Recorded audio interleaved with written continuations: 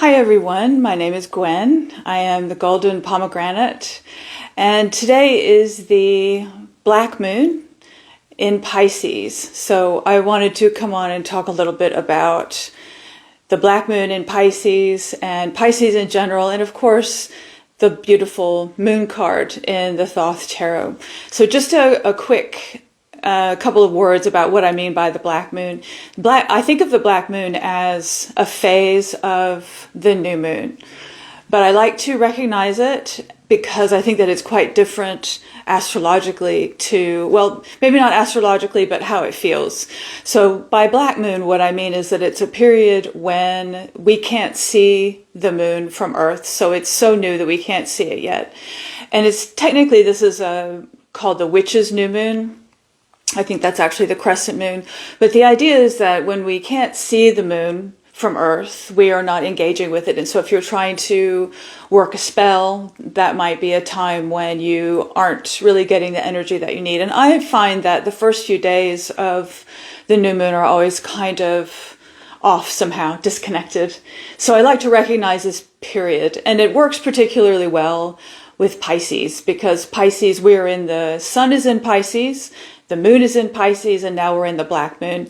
And while the black moon is not really associated with a sign, I think maybe it's particularly powerful in Pisces because of Pisces is such an introspective sign and such a gentle sign, it feels like. I'm sure like all signs, Pisces can be, like a hurricane, but in general, I feel like Pisces is an introspective sign. And when we're talking about Pisces, the astrological signs, the zodiac signs, are all related to parts of the body. You have Aries for the head, you have Leo for the heart, and you have Pisces for your feet and ankles. But the other thing that Pisces is related to is your pineal gland. And that is a little gland right in the middle of your brain. And it is associated with your third eye. So the intuition, the eye that you use to see things in a different place, intuition, that kind of special perception, which really does suit the moon. So I've got some notes here today because I don't want to get myself all tangled up in what I want to say. So I'm sorry for looking down. So when we have the moon card, now I have my beautiful Thoth moon card here. Hi, Claire. My beautiful Thoth moon card here. And Thoth moon card, you can see at the bottom, is ruled by Pisces. There's a Pisces sign on one side. And Pisces, we know that Pisces is ruled by Neptune. This is a modern association in the sense that before we had telescopes, we couldn't see anything past Saturn.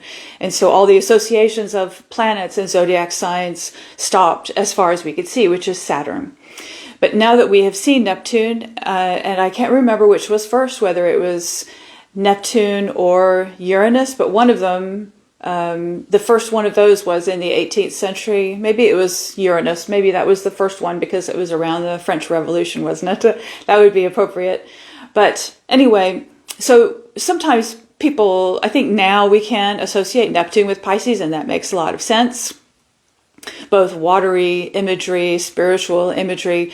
But the traditional ruler, so before we could see past Saturn, some of the planets had to do double duty because we have 12 zodiac signs and we had 7 planets. And this was called the Chaldean order. And it works inward from Saturn inward. But the order of planets is a little bit different because you're looking at the planets from Earth, thinking that Earth is, the center. So you have Saturn and then Jupiter and then Mars and then the Sun. And then Venus and Mercury and the moon. I hope that that's right. So you have, why was I telling you this? I was telling you, I can't remember why I was telling you this. I'm sure it will come up later. So the Chaldean order of planets, and we're talking about Jupiter. Right, that's what it was. Jupiter rules two zodiac signs, and this is one of them. Pisces is one of them. I'm going to tell you what the other one is later. But for now, when I was thinking about this, and I was thinking about the influence of Jupiter on the moon, because the moon is a card that it's not everybody's favorite card. You know, it's a card sometimes interpreted as being about fear, being about, the unknown, mysterious things, maybe scary things, part of our subconscious that we don't really want to deal with. And that makes sense with Neptune. But what about Jupiter? And I think that Jupiter, because I don't really look at any of the tarot cards as being fully negative. You know, some of them are more challenging. The moon is a challenging card, but it's only challenging because it's a different environment. And I think Jupiter offers us a lot of advice on how we can see the environment of the moon and maybe get through there a little bit better when we draw the card. Because I do think of the moon as an environment. When I draw the moon, it's an environment that I'm in that's influencing the way I think, maybe, what's happening to me. So how can we get through? And I think that Crowley maybe has a reputation in his deck of being quite harsh and quite serious. And it can be direct, but this is actually quite a positive card. I think that we will find that. So how can we look into Jupiter? Well, what we know about Jupiter himself is that he's an expansive planet, and we know that he relates to spirituality. So just like Neptune, and that makes a lot of sense with this card. But we can look at the minors. So we have 4 minors in tarot. This is not just the Thoth tarot that does this, but the Thoth tarot is a deck that marks them on the cards. So it makes it a little bit easier to work with. So the cards that we have are the 4 of Swords, and this is Jupiter in Libra. We have 6 of Wands, Jupiter in Leo. They said Libra for the first one. Yeah, so it's Libra for the first one. And then 8 of Swords, which is Jupiter in Gemini. And we have the 9 of Cups, which is Jupiter in Pisces, which is right where we are now. And this card is called Happiness. So maybe that's a little bit of a clue that, things aren't quite so bad when we're in the world of Pisces. It might not be 100% clear. It's like when you're underwater. If you're in the ocean and you're trying to see in the ocean, it always looks great when they're creating these television programs. It's like clear as a bell. But I'm sure that sometimes in the ocean it's a little bit cloudy, particularly the further down that you go. So I'm going to talk a little bit about the imagery of the moon in a few minutes. I just want to talk a little bit about Jupiter now, because I think it's quite interesting to draw these connections and look for patterns. This is a lot of the way that I work with the Tree of Life, is to look for patterns and reflections and connections and what energy comes together to give us more information about things. So with the 4 of Swords, we know that this is a card of rest. It's called Truce. In the Rider-Waite Smith, you have the image of the knight in repose, and it's a meditation card. It's maybe a religious card because there's a stained glass window. But in terms of the Middle Ages, I think maybe what it's referring to is the night before a man became a knight. He had to stay up vigil. He was sitting vigil. So it's that kind of thing, but it's being still and being peaceful and resting. And so if we think about that in the moon, so what's happening? The truce is about resting after a conflict. So maybe there's some advice here in don't fight it. I do think that there's a lot. I think we'll see that there's a lot of that in the moon, is that if you try to fight it, that's what makes it really hard. Then we have the 6 of Wands. Beautiful positive card, the expansiveness of victory and getting out there and going. And so in terms of the moon, this is saying, look, don't be afraid. You can do this. This is, perfectly within what you're capable of doing. And triumph is possibility. So have that confidence. And again, we'll see a little bit of this later. 8 of Swords is Gemini. And with the 8 of Swords, it's our ideas. We're having so many ideas that we're getting confused and we can't see the right path to take. So it's an intellectual approach. And in the moon, we don't want to be dealing with our intellect. It's not an environment where our mind will help us. So that's something to remember as well. You kind of, it's your third eye. It's not your, it's not your front two eyes. It's your third eye that's going to help you. So this is a warning about, I think, the confusion that can result in the moon if you try to think things through. And then, of course, the lovely happiness here of the Nine of Cups.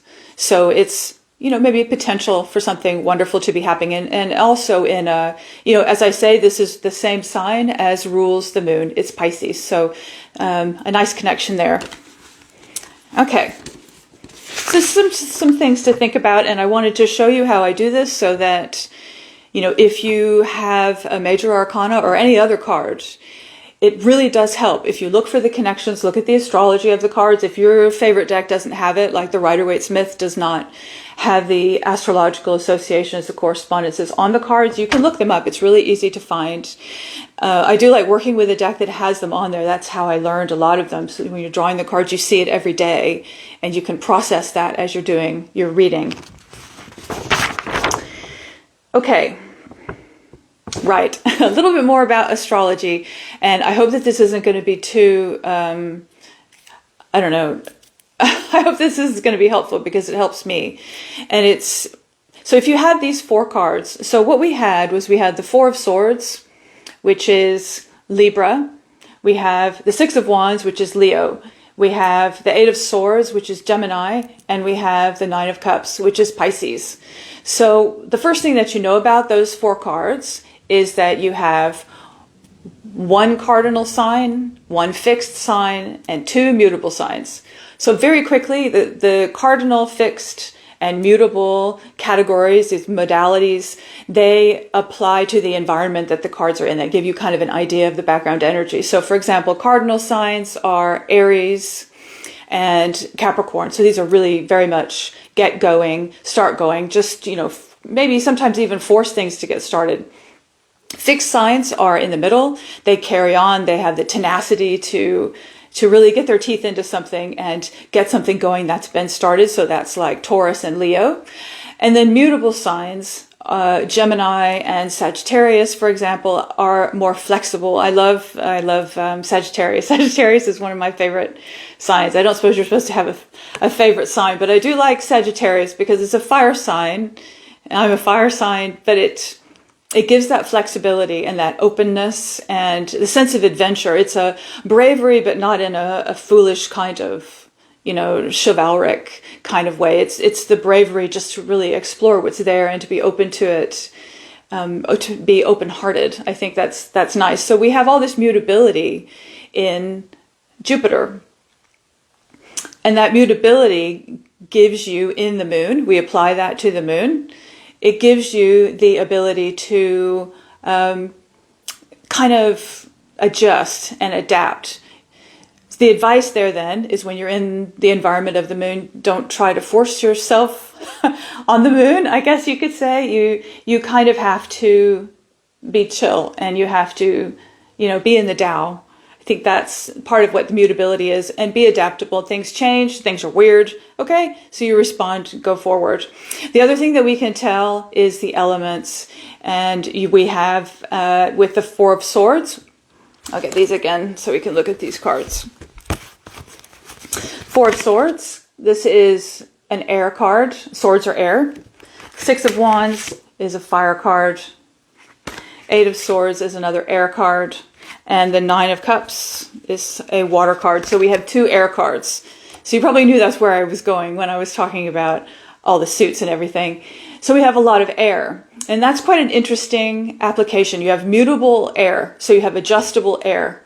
And I think what that's saying is that in the context of the moon, you need to have an adjustable mind. And that means not being logical, but it means being aware, and it means being able to accept what's happening and go with it, because that's the trick in a lot of life, actually, but particularly when you're in a new environment, which seems really strange. No expectations. That's basically what's happening. And I don't know if you're the same as me. Many years ago, I went to a Buddhist retreat. It was the first time. It wasn't even a retreat. I just went to a Buddhist center to stay there for the weekend. And it was during a full moon. Funnily enough, I remember that because the moon was so bright. But I had no idea what was going to be there. I was interested. I wanted to go. I wanted to stay there and explore. But it's one of the few times in my life that I've gone without any expectations whatsoever. And guess what? It was an absolutely amazing weekend that started, a whole new part of my life. So there is real power in letting go. That's quite an important message for the moon, I think. Okay. The other Jupiter energy is, well, some of the Jupiter energy, make sure I have it right, is Fortuna. The Wheel of Fortune is ruled by Jupiter. So again, beneficent energy. It's change. And like all this other, let go, be in the flow kind of idea, the wheel is definitely like that. In the Rider-Waite-Smith and in Marseille, in most illustrations of the wheel, it's this sense of being a victim to chance. That's not really fun. I mean, you would expect Crowley to be all over that, but he's not. In this card, this is quite a positive card. Jupiter, he's emphasizing. I mean, look at it. It's a really pretty card. Now, one thing you do have, Mercury comes into a lot of this. I'm going to bring that up later. So I want to point out here that in this card, this little guy here, this ape, I forgot to look up his name. I'm sorry. He is related to Mercury, and he is the symbol for the trickster side of Mercury. And there is that aspect to the moon, to the wheel, isn't there? Is you go up, you go down. Sometimes things are good, sometimes they're not. And sometimes you don't see what's going on. Sometimes you get tricked, and that's why you fall. Very, very complicated energy. But in general, it's very positive. And on the Tree of Life, the wheel is a very positive card because it connects Chesed to Netzach. And Chesed is ruled by Jupiter. This is ruled by Jupiter. Netzach is ruled by Venus, and they get along pretty well. I feel like they get along really well. I don't know if astrologically they are said to get along very well, Jupiter and Venus, but I feel like they get along pretty well in general. So it's a really nice place to be. So I'm sorry if you can hear that in the background. That's my cat scratching the furniture. Okay, Wheel of Fortune. And the other sign that Jupiter rules is Sagittarius. And in the tarot, the card for that is Temperance and the Arc card. So again, Sagittarius, beautiful sign, very hopeful sign, adventurous sign, excited sign, with confidence. I mean, it's a really wonderful sign because it's flexible and it blends in the Thoth tarot. What you've got going on here is an alchemical image of opposites being blended. So Sagittarius, if you walked into the moon with Sagittarius energy, things might go a little bit better because you're being flexible and you're saying, I'm going to go. I'm just going to see what's in here. Let's see what's in here. Okay, let's see what's in my subconscious. Or maybe there's a situation in the world that's a moon situation for you and you just don't know what's going to happen. And maybe it's a Leo thing, but I really don't like situations where I do so much research before I go anywhere, do anything. I do all the research. The internet has just been a lifeline for me. Look stuff up ahead of time if I possibly can. And I'm amazed when other people don't do that. But maybe Sagittarians don't need to do that. You just go and see and just adapt. And that's your strength. That's your strong position for working through the moon. Is Sagittarius. We're going to come back to Sagittarius. So we have a very spiritual environment in the moon. Let's see now. Here we go. We have a very spiritual environment, and we know that. I also have my, I put these cards out. There we go. I put them out and then I sit on them, so I can't find them. So here's the Thoth moon and the Rider-Waite-Smith. So very spiritual kind of environment here in the moon.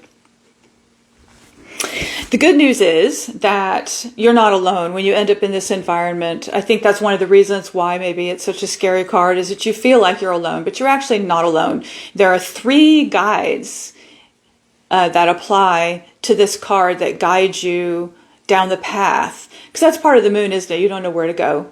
But they guide you down the path that you need to go down. The first 2, we have these 2... In front of the towers, you have these 2. These are 2 Egyptian gods figures. One is Anubis and one is Set. Now, the card is reversed for you. So, yes, Ape of Thoth. Yes, exactly. That's what he is. That's what... Yes. Here. Yes. Thank you. Thank you, Michelle. Okay. So, this is Anubis. I think this is backwards to you. So, this is Anubis. and this is Set. So these are two characters who are going to help you. The other character that you have that's going to help you is Mercury. So how are we going to get to Mercury? And funnily enough, it's funny that you mentioned Thoth right here, because we're going to talk about Thoth just a little bit. So of course, tarot is related to Thoth. Thoth is the Egyptian god of writing and learning and magic. Thoth is also the god of the moon. So relating to this entire deck anyway, maybe the entire tarot deck, and relates to this card. The corresponding name for Thoth in the Greek and Roman system is Mercury and Hermes. So in the moon, you have that connection. I hope that makes sense. They're drawing the connection there so that you have this influence of Mercury. And the nice thing about having Mercury in this card is that Mercury has two roles. Mercury is quite an interesting card. The Magus is quite an interesting card. It's positioned on the Tree of Life at the very, very top of the Tree of Life. It's the first time when things are divided into two. And so you have this duality within the Magician and the Magus. You have two sides of that energy. So you have so you have two sides. You have the direct side and you have the trickster side. And you also have the intellectual side and you have the guide side of things. And you may remember that Mercury Hermes is the person who brings Persephone. He guides Persephone from Hades into our world to be with her mother again, and then back down to Hades for the autumn and the winter. So he's a psychopomp. He brings souls back and forth. And Anubis is also a psychopomp. So we have a lot of really nice connections here to Mercury. So there's Mercury energy in the card. He will guide you through, but not. So the astrologers out there are probably thinking, what's she talking about? Mercury is not happy in Pisces. Mercury is, what's the word? Starts with a D. Anyway, Mercury is not happy in Pisces because Mercury is an intellectual energy, a rational energy. And Pisces is not. It's not any of those things. But like I said, there are two sides of Mercury, and I think the aspect of Mercury that we're working with here is the guide. So it's not the intellect, because that is detriment. Thank you, Terry. Detriment. The aspect that we're looking for is the guide. We want Mercury to guide us through this landscape. So how is he going to do that? Well, I think part of it is, it's not your logic. It's not your rational mind.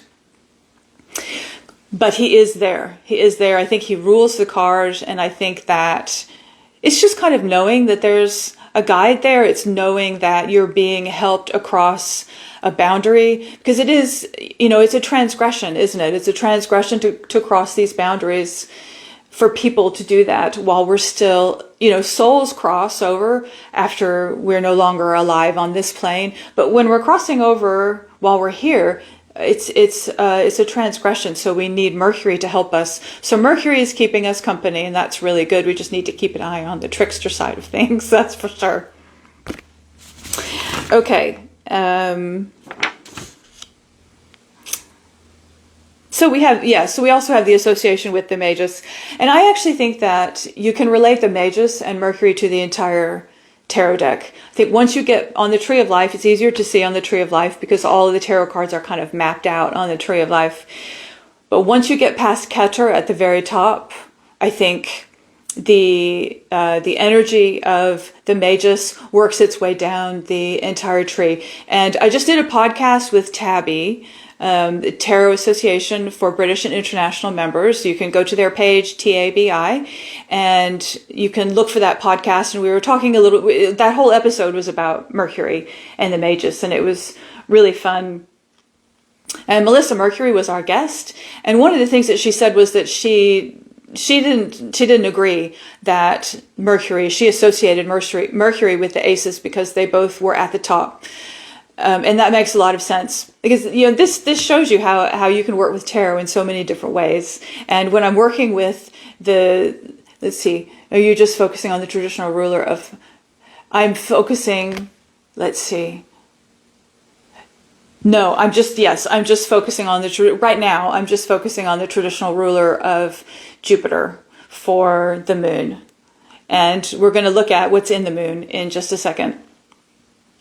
So on the tree of life, and you have the magus at the top, what's happening is when you have the aces in Keter at the very top of the tree of life, and really nothing is happening there yet. So that's the system that I work with. So if that's what you're thinking, I hope that made sense. It said, oh, what am I thinking? I've got my wonderful tree of life here. Okay, so at the top you have Keter, and you can see that the magus is there.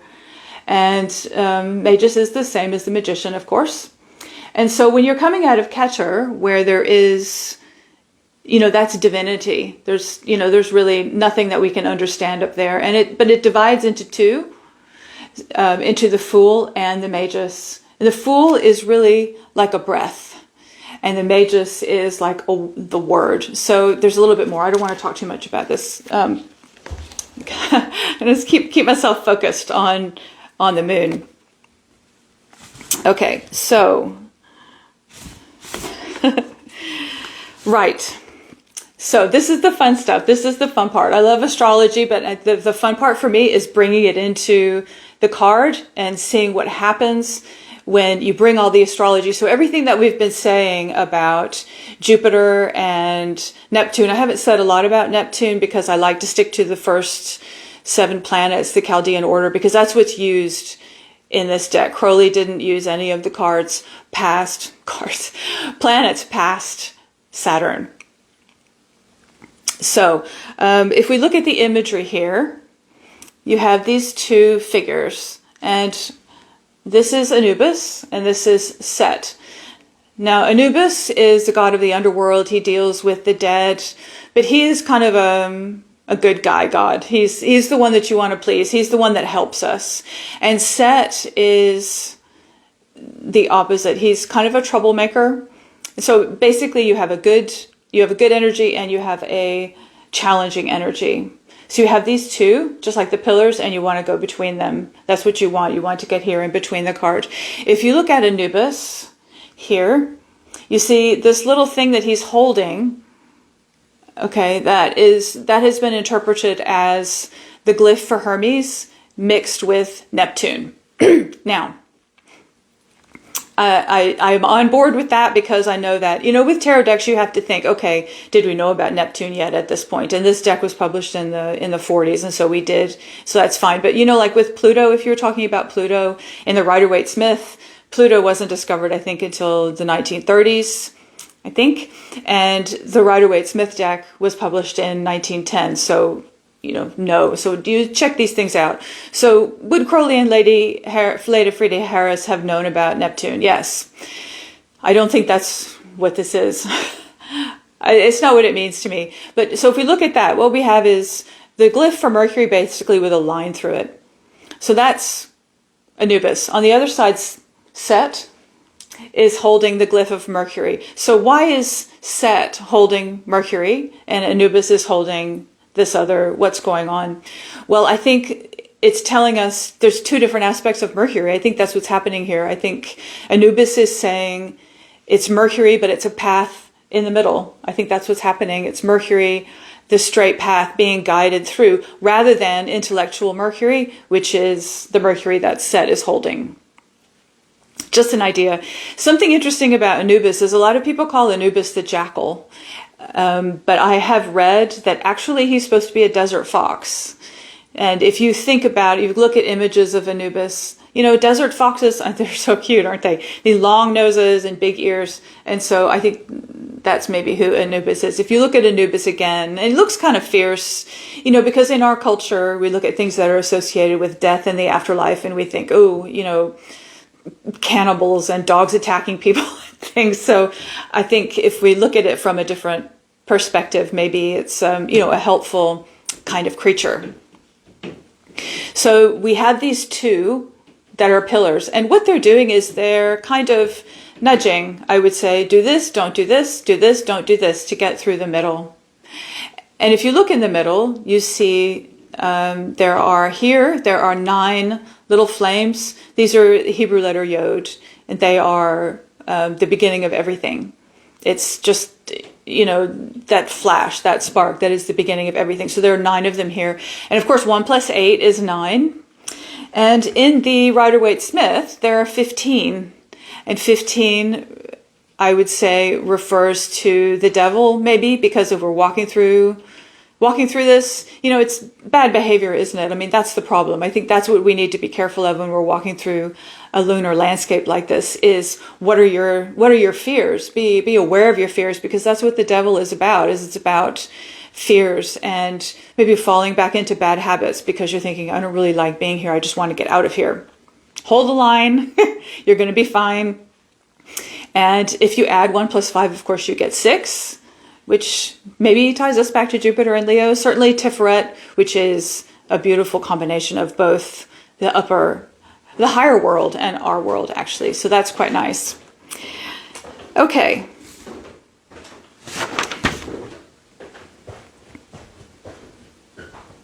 Right. And this is quite fun as well. You may have noticed that you've got 2 dog type animals here, and you have 2 dogs here. And you have Anubis, which is he's the helpful god, and you have Set, who is the challenging god. And here you have a dog and you have a wolf. Now they're reversed. They're not in the same position, but I do think that energy is there. I think that maybe what Wei was doing was interpreting these images of having a helpful domesticated animal and a wild animal. You can think about that a little bit. And something about dogs. Dogs are companions for us in the underworld. So again, maybe that's why we have Anubis and Set as the animals that are in the card. Maybe that's why we have the dog and the wolf, because they accompany us and they guide us. If you think about Hecate, for example, she's a goddess like Mercury, goddess of the crossroads, goddess of the night and magic. And so they're very similar. And Mercury is also god of the crossroads. Well, Hecate often has a dog with her. So she has this companion. And one final thing, there's another dog in the Rider-Waite-Smith. There's this white dog in the very beginning of our adventure of the Fool. You have this white dog, and it definitely is a companion. It's a little dog. It's a friendly dog. So it's not Set. It's not a wolf. And it's white. And white can be maybe, maybe innocence and purity. I know some people like to interpret it like that. But white is also the color of the dead in traditional ancient Greek culture. White is the color of the dead and the color of the underworld. So maybe it's the beginning of a spiritual journey into the underworld that the Fool is taking. And he has this companion with him to help guide him. Okay, I hope that was helpful and interesting. Basically, what I wanted to say about the moon is that when you draw the moon, there's no reason to be afraid, because we have a lot of positive energy here. We have the Jupiter background. Thank you very much. I appreciate that. Thank you.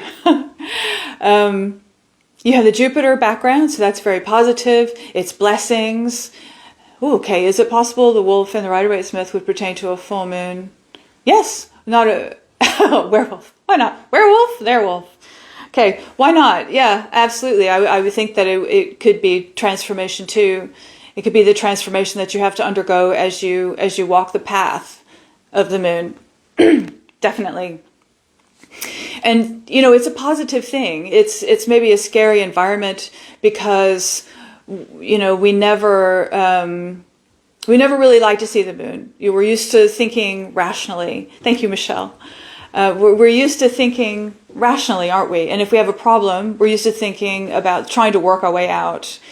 But the moon is saying maybe that's not going to help you. And maybe that's actually the answer. If you draw the moon, and that's an answer to your question, maybe it's saying, look, you're not going to find the answer by using the rational aspect of Mercury. You're going to have to trust, let yourself be in the flow with the Tao. Just go, be Sagittarius about things. Just go and have a look around, see what happens, and let yourself adapt as it comes.